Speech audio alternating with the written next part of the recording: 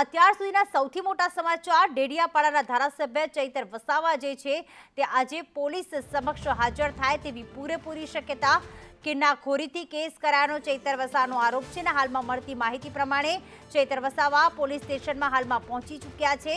તેમણે સરેન્ડર કરી દીધું છે। વનકર્મી પર હુમલો અને ફાયરિંગના કેસમાં છેલ્લા 1 માસ 9 દિવસથી તેઓ ફરાર હતા અને આખરે આજે તેઓ સરેન્ડર થઈ ચૂક્યા છે।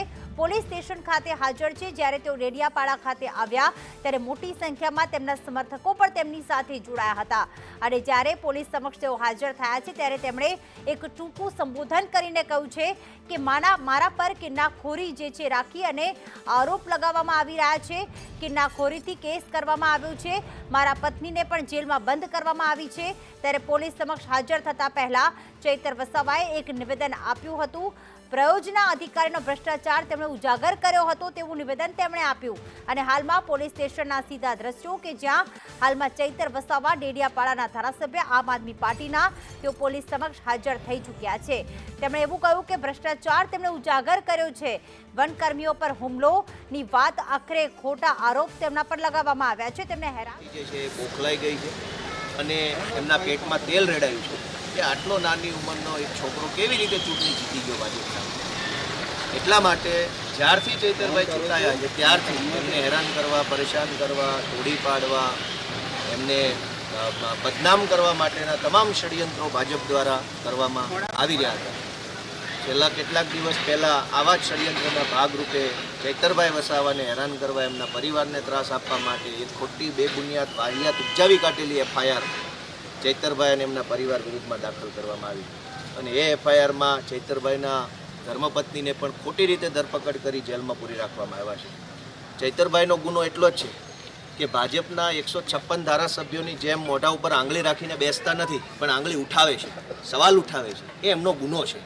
આદિવાસી સમાજના બાળકોની શિષ્યવૃત્તિનો પ્રશ્ન હોય, પ્રયોજના અધિકારીની કચેરીમાં ચાલતા ગેરવહીવટનો પ્રશ્ન હોય, આદિવાસી સમાજના જાતિના પ્રમાણપત્રો બાબતનો પ્રશ્ન હોય, આદિવાસી વિસ્તારોની અંદર જે મોટા પાયે નકલી કચેરીઓ ચાલે છે એનો પ્રશ્ન, આવા તમામ પ્રશ્નો બાબતે ચૈતરભાઈ હંમેશા સવાલ ઉઠાવે છે, અવાજ ઉઠાવે છે, આંદોલનો કરે છે, જેના કારણે ભાજપને પેટમાં તેલ રેડાય છે અને આ અવાજ ઉઠાવવાના ગુનાના કારણે ખોટી FIRઓમાં ચૈતરભાઈની ધરપકડ કરી છે। ત્યારે આજરોજ ચૈતરભાઈ સામે ચાલીને પોલીસ સમક્ષ હાજર થયા છે।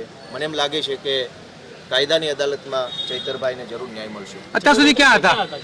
અત્યાર સુધી એમના બોગજ અહીંયા જે નજીકમાં ગામ છે ત્યાં ઘરે હતા એવું એમણે હમણાં જ મને જણાવ્યું કે ઘરે જ હતા અત્યાર સુધી અને આગોતરા જામીનની પ્રોસેસ ચાલતી હતી તો એ રાહ જોઈ રહ્યા હતા કે જામીન મળશે, પણ પછી એમને લાગ્યું કે ભાઈ હવે જામીન મળવાની સંજોગ નથી તો એમણે સામે ચાલીને ઇન્વેસ્ટિગેશન જોઈન કર્યું છે। આજે બોગજ પોલીસને મળ્યા નથી એ તો પોલીસ કહી શકે કે પોલીસને કેમ ન મળ્યા, એ તો એમના ઘરે જ હતા, આટલા દિવસ તેમના ઘરે જ રહેતા હતા।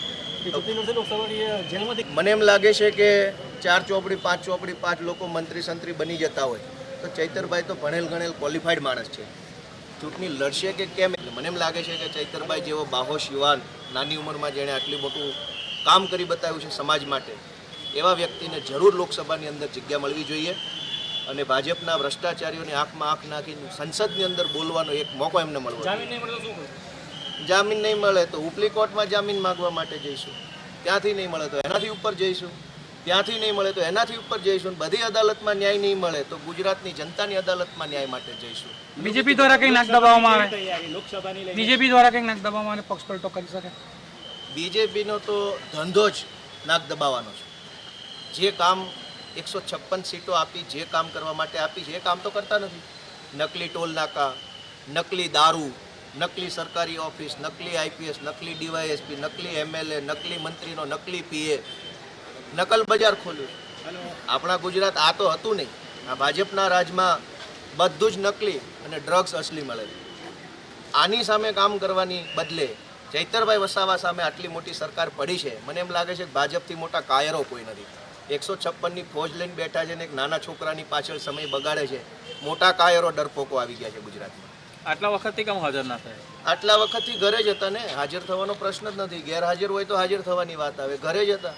એમણે ઓફિશિયલી કીધું ભાઈ હું તો ઘરે હતો, કોઈ કહ્યું જ નહીં। ગઈકાલે આમ આદમી પાર્ટીના ધારાસભ્યનું રાજીનામું પડ્યું ને આજે ચૈતરભાઈ વસાવા હાજર થયા, આ એક સૂચક બાબત ગણવામાં આવે? આમાં તો જે એંગલથી વિચારવું એ વિચારી શકાય. અને ચૈતરભાઈને જ્યારે એમ લાગ્યું છે કે મારે જે કાંઈ આગળની બાબત છે એમાં કાર્યવાહીમાં જવું જોઈએ તો એ નિર્ણય કર્યો હશે. એટલે બંને બાબતો કોઇન્સિડન્સ છે. બીજા બે નેતાઓની પણ વાત છે કે જે રાજીનામા આપી શકે તેવી ચર્ચાઓ છે, તેના વિશે નહીં, એમણે રદિયો આપી દીધો છે. કાલે ને કાલે એમણે ખુલાસો કરી દીધો છે કે એ વાત અફવા છે. એટલે હવે એનો કોઈ ચર્ચા વધતી નથી. સાંસદ મનસુખ વસાવાએ તો કેટલા વખતથી કીધું કે એમણે હાજર થઈ જવું જોઈએ જો નિર્દોષ હોય તો. સાંસદ મનસુખભાઈ વસાવા ઉપર કોઈ બળાત્કારની ખોટી એફઆઈઆર લખાઈ દે એટલે શું સાંસદ મનસુખભાઈ બીજા દાડે 2 કલાકમાં હાજર થઈ જશે કે પોતાનો બચાવ કરશે? ભારતના સંવિધાને દરેક વ્યક્તિને પોતાનો બચાવ કરવાનો હક આપેલો છે. બાબા સાહેબ આંબેડકરે આપેલો છે. મનસુખભાઈ કોણ છે? કાયદાની ઉપર વટજીને વાત કરવાવાળા.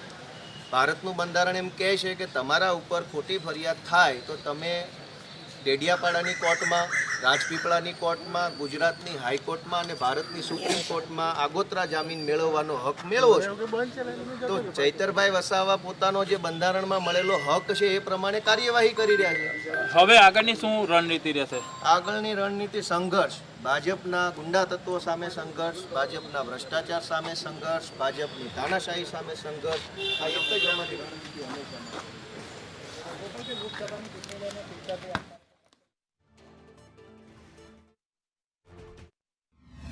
કેસ કરે મારા પર, મારા પત્નીને જેલમાં લઈ જાય, પણ એ લોકોને પણ કહેવા માંગીએ છીએ અને એ લોકોને પણ કહેવા માંગીએ છીએ આદિવાસી અમે શાંત છે, શાંતિથી અમને જીવા દો, રહેવા દો. જ્યારે અમે રસ્તા પર ઉતરીશું ત્યારે આ પ્રશાસનને, આ સરકારને પણ અઘરું પડશે.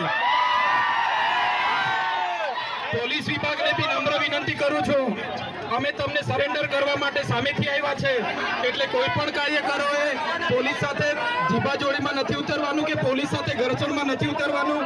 આપણે સામેથી સરેન્ડર થવા માટે આવ્યા છીએ અને સરેન્ડર થઈશું. અને બધાને કહેવા માંગુ છું, હું ચૈતર વસાવા અને મારો પરિવાર આખા આદિવાસી સમાજ માટે, આખા ગુજરાતના નવયુવાનો માટે, શિક્ષિતો માટે, શોષિતો માટે, પીડિતો માટે, તમામ લોકોને ન્યાય અપાવવા માટે છેલ્લા શ્વાસ સુધી લડીશું. હું આમ આદમી પાર્ટીના તમામ આગેવાનોનો પણ આભાર માનું છું, કોંગ્રેસના તમામ લોકોનો પણ આભાર માનું છું જેમને મારે આ કપરા સમયમાં મને સાથ અને સહકાર આપ્યો છે. મિત્રો, કાર્યકરો, શાંતિથી આપણે પોલીસ સ્ટેશને જઈશું અને પોલીસ સ્ટેશને હું હાજર થઈ જઈશ અને મને ન્યાય પ્રણાલી, ગુજરાત અને દેશની બંધારણથી ચાલતી ન્યાય પ્રણાલિકા પર મને પૂરો ભરોસો છે કે મને ન્યાય પ્રણાલિકા મને આ સંદર્ભે ન્યાય આપશે અને અમે અને અમારા પરિવાર સહી સલામત તમારી કુદરતને પ્રાર્થના કરજો, માતાજી બે મોગરાને પ્રાર્થના કરજો. અમે સહી સલામત અમે પાછા આવીશું અને આદિવાસીઓની લડત જે રીતે બિરસા મુંડા લડ્યા હતા એ રીતના આવનાર દિવસોમાં ચૈતર વસાવા, એનો સમાજ અને એની ટીમ લડશે. હવે આ 1 મહિનો 9 દિવસ થયા, ત્યાં સુધી પોલીસ રોજ આવતી હતી, ચેક કરતી હતી, તો અત્યાર સુધી પોલીસે શું કર્યું કે અમારે આ જનસંખ્યા લઈને એમને હાજર કરવા માટે અહીંયા આવવું પડ્યું. એટલે આ પ્રશ્ન તમારે પોલીસ તંત્રને પૂછવાનો. લોકસભાને લઈને કેવી તૈયારી? એમને જાહેરાત કરી દીધી છે, તૈયારી કેવી રહેશે કે એમને અરેસ્ટ કર્યા છે? લોકસભાની તૈયારી તો અમારી ચાલુ કરી દીધી છે અને ચૈતરભાઈ લોકસભાની ચૂંટણી લડશે અને જીત પણ પાકવી છે. તમે કેવી રીતે એમાં પ્રચાર પ્રસારમાં જશો? અમે ગામડે જઈશું, મિટિંગો કરીશું, લોકોને જાગૃત કરીશું, પત્રિકાઓ આપીશું, સમજાવીશું કે સરકારે એમને ખોટી રીતે આ રીતે હેરાન કરીને અરેસ્ટ કર્યા છે. એવી રીતે અમે લોકોને સમજાવીશું અને લોકોનો અમને પ્રતિસાદ સારો મળે છે. સરકારને શું કહેશે આજે એમને જે પોલીસ સામે સરેન્ડર થયા છે? તો સરકારને હું કહેવા માંગુ છું કે ખોટી રીતે એમણે બધા ગુના નોંધેલા છે. પણ માણસ ખોટું હોય તો કઈ રીતે સામે ચાલીને હાજર થાય? ચૈતરભાઈ પોતે સામે ચાલીને અહીંયા હાજર થયા છે. એટલે સરકાર આંખ ખોલીને જોઈ અહીંયા કે ચૈતરભાઈ હાજર થયા છે.